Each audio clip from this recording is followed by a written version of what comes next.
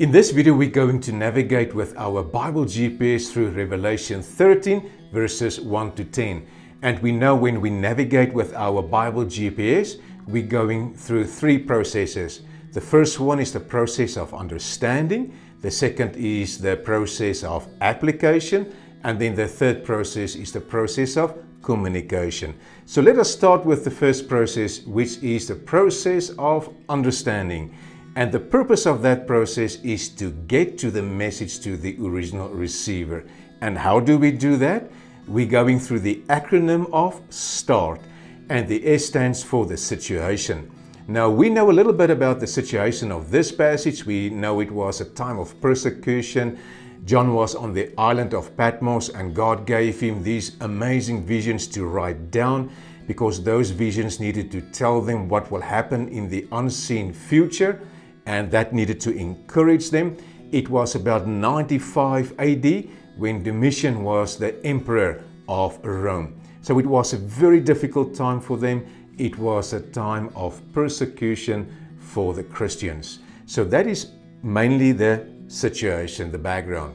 And then the T of START, that is the type of literature. It's important to know the type of literature because that will help us how will we analyze a passage. So we know this is apocalyptic literature, but it comes to us in the form of a letter. But the contents is mainly apocalyptic, but it is written in the form of a letter. And now we're going to focus on the A of START, that is the analysis of the passage. This is where we spend most of our time. And I do mainly 5 things when I analyze apocalyptic literature. But the main thing to remember, we zoom in, we spend time in the passage, and then we zoom out just to see our results of what happened when we spend time in that passage. So when we focus on the apocalyptic literature, when we analyze it, I just want to mention the 5 things for us, and then we will come back to it and focus on each one of them. But I just want to mention the 5 things. The first one is think paragraphs. The second one is mark the main themes. The third one is explain difficult words and phrases. The fourth one is summarize the main sections in your own words. And then the last one, this is where we zoom out, conclude and summarize the message in your own words. So these are the 5 things that we will focus on. So the very first one is think paragraphs. Why do we need to think paragraphs when we read apocalyptic literature? The reason for that is because it comes to us in the form of a letter. And we know that the smallest section of a letter is a paragraph. So we need to focus on paragraphs. And if we follow the paragraphs, it is easier to trace the thought pattern of the author. So we need to think paragraphs. And then the second thing is we need to mark the main themes.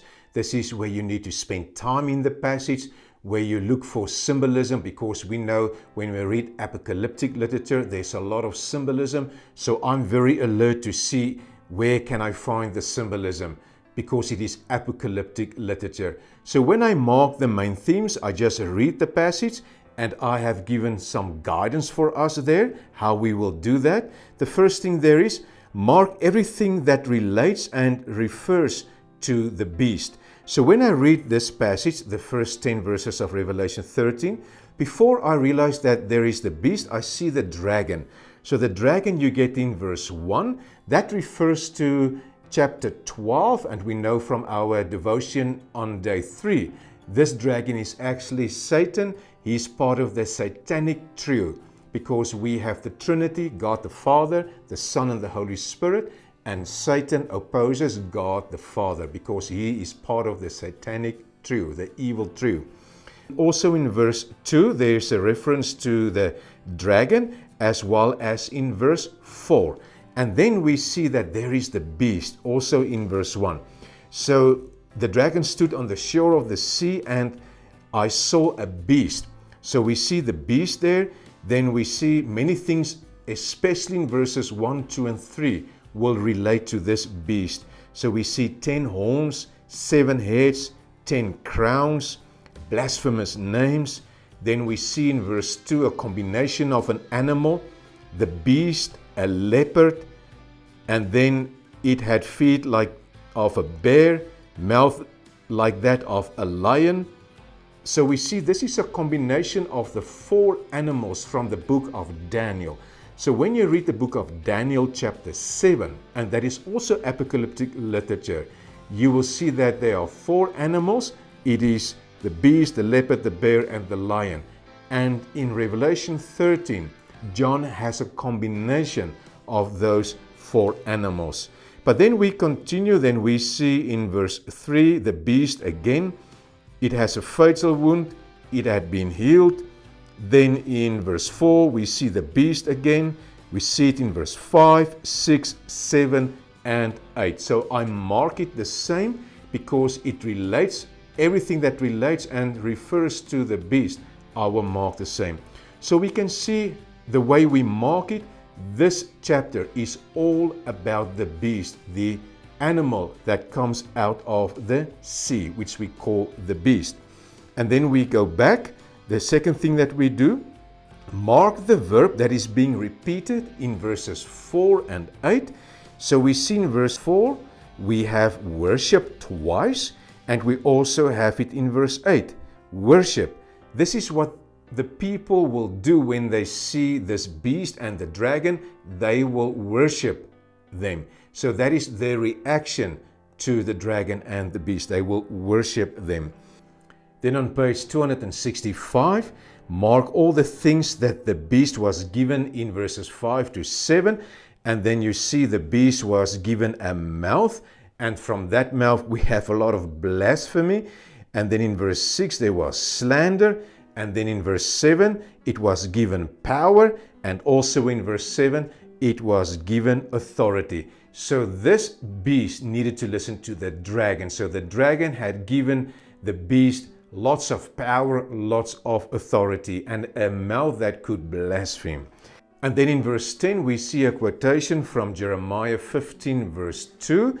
I would like to read that. It is poetry, and we see it's a parallelism. If anyone is to go into captivity, is the same as if anyone is to be killed with the sword, and then into captivity they will go, is the same as with the sword they will be killed. So we have a synonymous parallelism where the second line repeats the meaning and the thought of the first line, just with different words. So we have a synonymous parallelism in this passage. And then we go to the last part of verse 10 and we mark everything that is required of God's people. We see there patient endurance and faithfulness. And it's interesting, God's people is in contrast of the people in verse 8, the all inhabitants. Those are the people that will worship the beast. And we also see in verse 4, people worship the dragon. So it's not God's people. So we have 2 groups of people here. Those who worship the dragon and the beast, and those who follow God. Now we've spent a lot of time in this passage. We realize it's all about the beast. And we also realize that there are a lot of words that is very difficult to understand. And that takes us to our next step, which is explain difficult words and phrases. So I have an assignment for you on page 265. So the first one there is the dragon. So we see the dragon in verse 1, in verses 2 and 4. And that is actually Satan. He is part of the satanic trio because he opposes the Father. So that is Satan, that's the dragon. And then we have the sea there as well. Now the sea was the symbolic dwelling place of evil. So the people in those days believed that evil lived in the deep, deep sea. And then the beast, we realize now the beast is the false Messiah. It is the Antichrist and it's personified by Rome. It is the powerful Rome that wanted to oppose the Christians. So the beast is the Antichrist personified by Rome. And then we have the 4 animals, and it is symbolic of 4 cruel world powers. And many scholars believe it to be first the Babylonian Empire, then the Medes and Persian Empire, number 2, thirdly the Greek Empire, and number 4 it is the Roman Empire, the cruel world powers. And now we have the 7 heads there. It is supposed perfect ability to lay plans. So it's 7 heads, and we know that the number 7 is the number of completion. It is actually God's number, but the false Messiah, the Antichrist, wants to imitate the real Messiah, which is Jesus Christ. So he also claims to have the supposed perfect planning. So that is why it is 7 heads. So it's the supposed perfect ability to lay plans. And then we have 10 crowns. It is supposed royal authority, because this beast also wants to have authority. And then we have the blasphemous names. It is actually the symbolism of godly titles, because the Roman Caesars claimed to be divine and they wanted the people to worship them. And then we have the fatal wound. It might be one of the Caesars who lost his power, and it is a Caesar that probably persecuted the Christians, but then just for another Caesar to come and to persecute the Christians, because that fatal wound had healed, because it was another Caesar that came to continue the persecution. And then we have a very interesting concept there, the 42 months. It's a period representing the time between the first and the second coming of Jesus. Now it's interesting, you get a reference to the 42 months on several places in the book of Revelation. And I would like to read them for you, because it's very interesting and very important to get a good grasp of that. You get it in Revelation 11 verses 2 and 3, Revelation 12 verse 6 and 14, and Revelation 13 verse 5. I would like to read that for you. Revelation 11. But exclude the outer court, do not measure it, because it has been given to the Gentiles. They will trample on the holy city for 42 months. And I will appoint my 2 witnesses, and they will prophesy for 1,260 days, clothed in sackcloth. And then verse 6 of Revelation 12. The woman fled into the wilderness to a place prepared for her by God, where she might be taken care of for 1,260 days. And then Revelation 12:14, the woman was given the 2 wings of a great eagle, so that she might fly to the place prepared for her in the wilderness, where she would be taken care of for a time, times, and half a time out of the serpent's reach. Now that time is actually 12 months. Times is 12 times 2, that's 24, and half a time is 6, and that will give you your 42 months. So we see several references to the 42 months, or the 1,260 days. And now one can ask the question, but where did John get that idea? Well, he got it from Daniel, because Daniel also wrote about the 42 months. And to elaborate on that, I would like to read the excerpt from the devotion on day 3, that is page 259. The woman, that's the church, then flees to the desert, where she will suffer for 1,260 days. This period of time probably refers to the plus minus 3.5 years, that is 1,260 days, during which Antiochus Epiphanes cruelly persecuted the Jews, and that you get in Daniel 7 as well as in Daniel 12.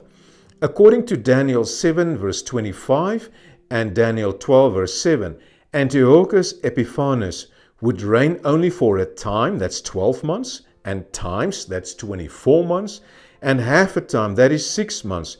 This gives us 3.5 years, which consist of 1,260 days. I think it's good to know a little bit more about Antiochus Epiphanes. Now, he was born in 215 BC and he died in 164 BC. He became the king of the Seleucid Empire, that was a Hellenistic state, and they controlled Western Asia. Now, Hellenistic means that they wanted to promote the Greek culture and the Greek language. Now, this Hellenistic state lasted from 312 to 63 BC. Now, Antiochus Epiphanes went to Jerusalem, he desecrated the temple, and he made life very difficult for the Jews. He oppressed them, he persecuted them, and they have decided enough is enough. And then there was a Jewish rebel movement, and they were called the Maccabees. And they have decided to stop Antiochus Epiphanes, and they took Judea back for the Jews. So the reign of Antiochus Epiphanes in that part of the world, the reign of cruelty, lasted for 42 months or 1,260 days. And that is why John is referring to that incident in the Old Testament, is to tell the Christians in the New Testament, the Christians of the first century, to tell them that their persecution will only last for a time. And then he used the 42 months of Daniel and he put a symbolic meaning to it. And that was the time between the first and the second coming of Jesus. So we are living now in the 42 months because many Christians are being persecuted today. There are many countries that make it difficult for Christians. And then we go to number 4. It is to summarize the main sections in our own words. And we have an assignment there on page 265. And that assignment will help you to summarize the main sections. So the first one there is name the animal to which verses 1 to 3 and 5 to 7 refer. So when you go to page 277, you see that is the beast, it is the Antichrist, that means it is the false Messiah. That is why I marked it with an A, because that is the first concept. So verses 1 to 3a and verses 5 to 7, I have indicated with A that it is the first concept. And now we go back to page 265.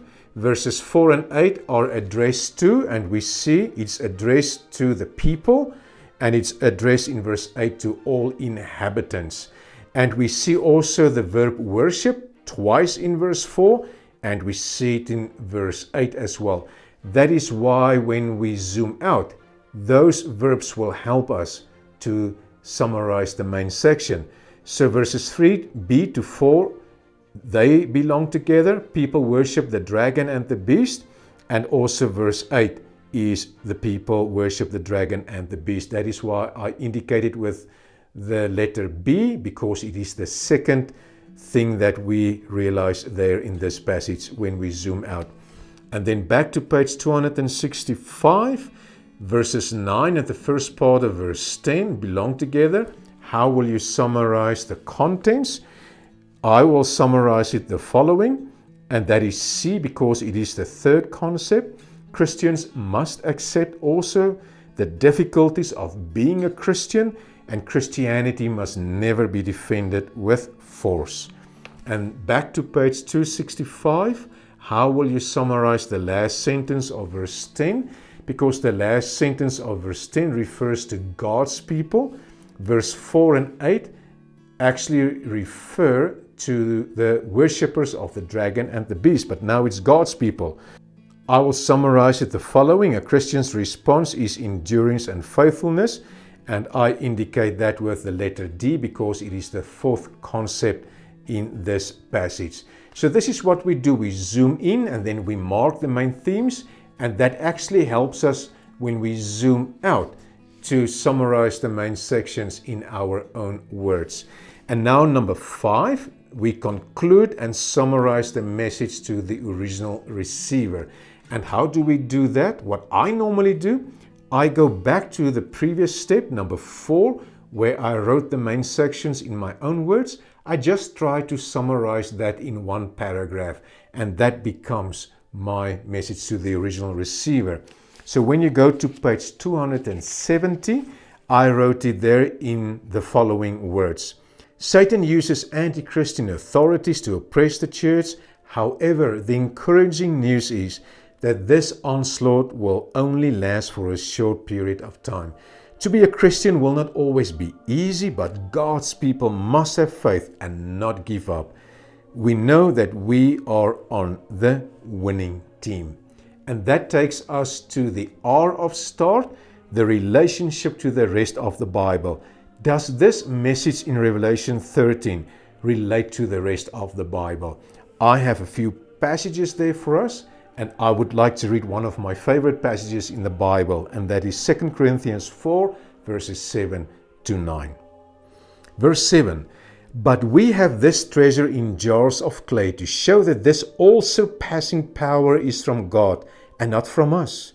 We are hard pressed on every side, but not crushed, perplexed, but not in despair, persecuted, but not abandoned, struck down, but not destroyed." So we see in verse 9, we are persecuted, but not abandoned, because God is with us. God will never leave us alone. So we see when we read these passages, it relates to the rest of the Bible, this message of Revelation 13, verses 1 to 10. So we can give ourselves a check mark. And that takes us to the last T, the test of your findings. There you can read Bible commentaries or study Bibles just to make sure that you're on the right track, because many other clever people have wrestled with this passage, and it's good to read their findings as well. And I promise you, we are on the right track. So you can give yourself a check mark as well. And this takes us to our next big process. That's the process of application. Is this message to the original receiver still applicable to us? If it's applicable, it is an essential. It's a moral law, because a moral law goes across time, culture, language, history. It's applicable in all cultures, in all time. And if it's not an essential, it is an incidental.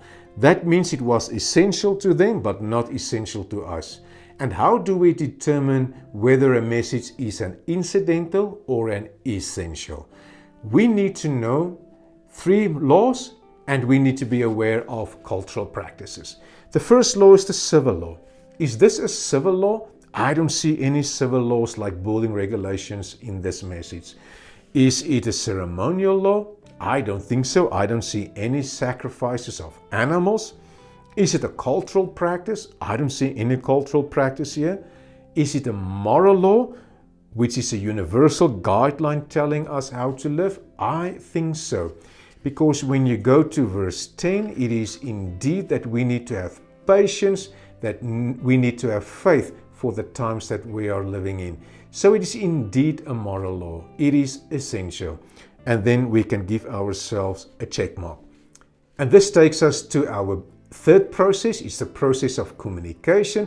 When you communicate it in a formal way, like in a Sunday school class, you can use drama, you can use PowerPoint, you can tell stories of people who actually were faithful during times of persecution. So there are many ways how we can communicate this message. But the best way actually is to make it part of your life. That when you go through difficult times, you need to realize that it will come to an end. God is with you. You just need to keep the faith. It's not always easy, but God's Spirit will be there for you. I trust that this video where we have navigated our way through Revelation has helped you how to read the apocalyptic literature. I know it can be overwhelming at times, but now you have a responsible way how to read apocalyptic literature. And if you just follow the process, you will be able to navigate through apocalyptic literature, because it's important to get a good grasp on the book of Revelation, because Revelation is like God's telescope to help us to see the unseen future, help us to see the unknown, and to realize that the unseen future belongs to God. And that gives us hope. And that is just amazing to know that we are not heading towards an hopeless end, but that we are heading towards an endless hope. I want to congratulate you for being faithful for 10 weeks. Now you've completed the Bible GPS course, and I trust that you have learned a lot, but I know it can be overwhelming. But the best way to grow into this is to start another group. I want to challenge you to get 2 or 3 other people and just start another group. Show them where they can sign up, they can watch the videos, and you just facilitate them once a week.